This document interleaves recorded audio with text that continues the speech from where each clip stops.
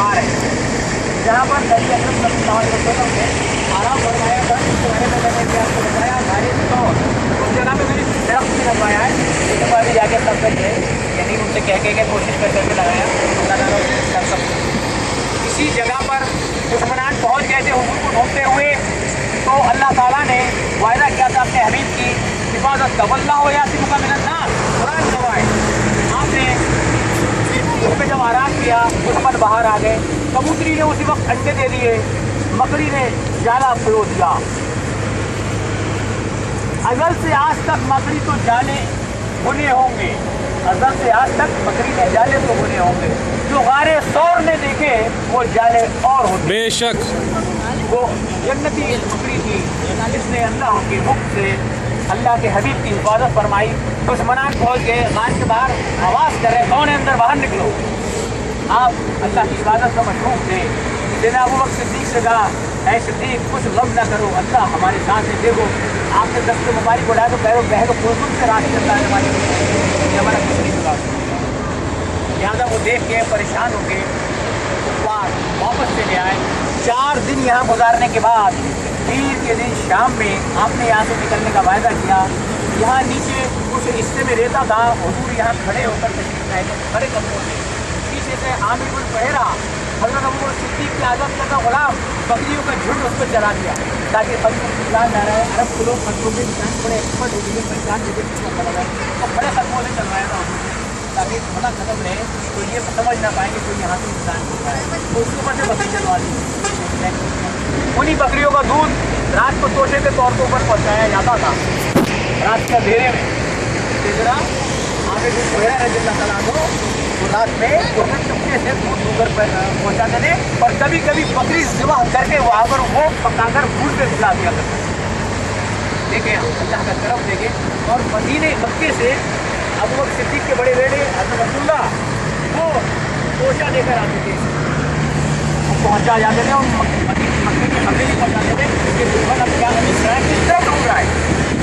एक मरतबा अबू बकर की बेटी बड़ी बेटी इस्मा हज़रत आयशा की बड़ी थी इस्मा, जिन्हें अबू जहल ने चटकट मारा था कि बता तेरे अब्बा रसूलुल्लाह कहा है, तो उन्होंने कहा नहीं बताऊँ। ये नहीं ना मुझे नहीं मालूम, झूठ नहीं बोल सकती क्योंकि अबू बकर की बेटी है, नहीं बताऊँ।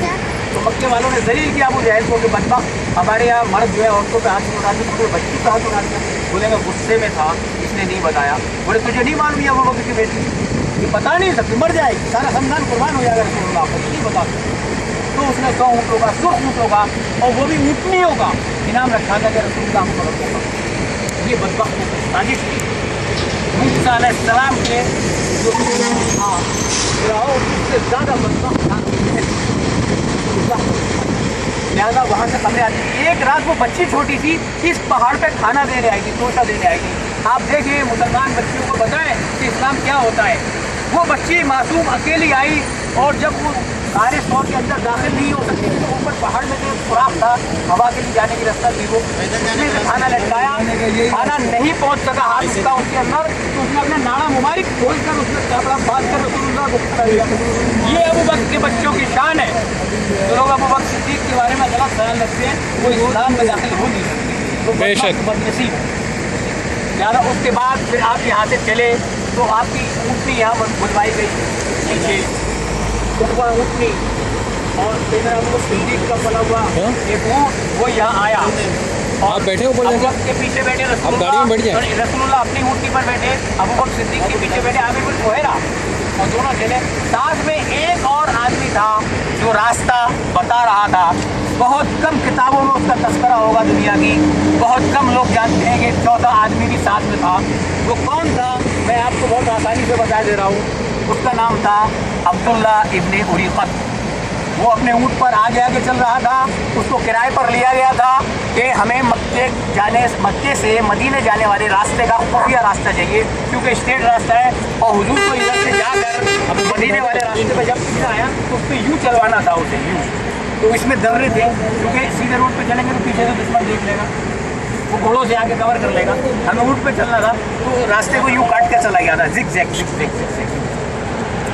वो उसने मदीने तक साथ दिया और वहाँ जाकर अपना पेमेंट लिया और उसके बाद गायब हो गया। ना तो वो इस्लाम लाया था اور نہ ہی وہ مسلمان ہوا تھا، صرف اپنا پیمنٹ کیا، لیکن قول کا پکا تھا، پیٹ کا سچا تھا، اس نے رسول اللہ کے راز کو راز رکھا، ابو جہل کو راز اوپن نہیں کیا، وہ ایمان بھی نہیں لایا اور یہاں رہا بھی نہیں، پھر چلا گیا۔